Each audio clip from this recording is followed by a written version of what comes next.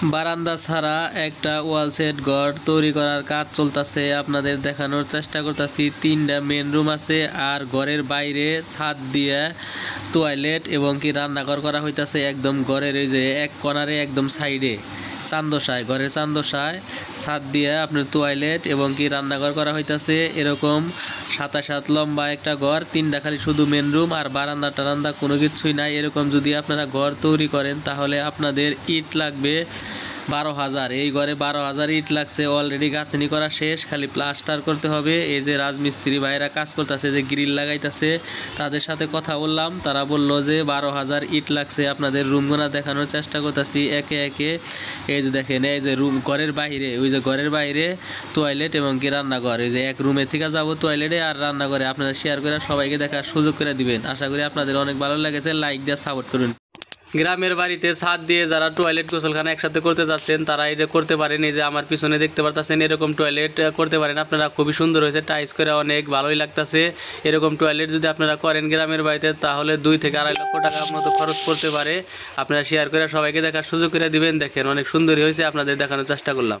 এই যে এখানে একটা ঘর দেখতে পারতেছেন, এই ঘরের কাজ বর্তমান চলমান। কত টাকা কি খরচ A to Z বিস্তারিত আপনাদের দেখানোর চেষ্টা করব এই ভিডিওতে। আশা করি সম্পূর্ণ ভিডিওটা দেখবেন। আশা করি আপনাদের অনেক ভালো লাগবে এবং কি উপকার আসবে। এখন আপনাদের একটা ঘর দেখানোর চেষ্টা করতেছি। 24 হাত লম্বা, বারান্দা নাই, শুধু ঘর।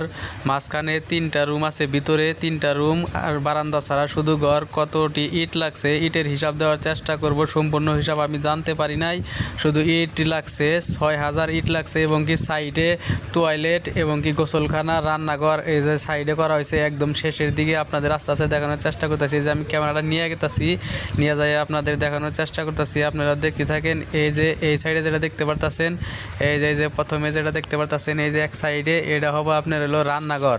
অনেক বড় সড়ো একটা রান্নাঘর করা হইতেছে, এটা সাইডের বাইরে, ঘরের বাইরে। আর এই যেটা টয়লেট শেয়ার করে সবাইকে দেখার সুযোগ করে দিবেন। 6,000 ইট লাগছে, আপনারা শেয়ার করবেন।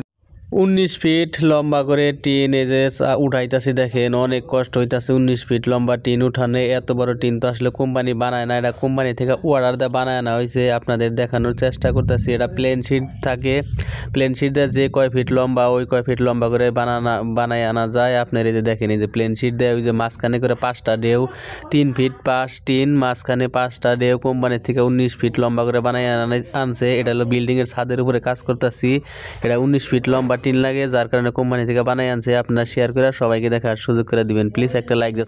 19 ফিট লম্বা করে টিন এই যে উঠাইতেছি। দেখেন অনেক কষ্ট হইতাছে 19 ফিট লম্বা টিন উঠানে। এত বড় টিন তো আসলে কোম্পানি বানায় না, এটা কোম্পানি থেকে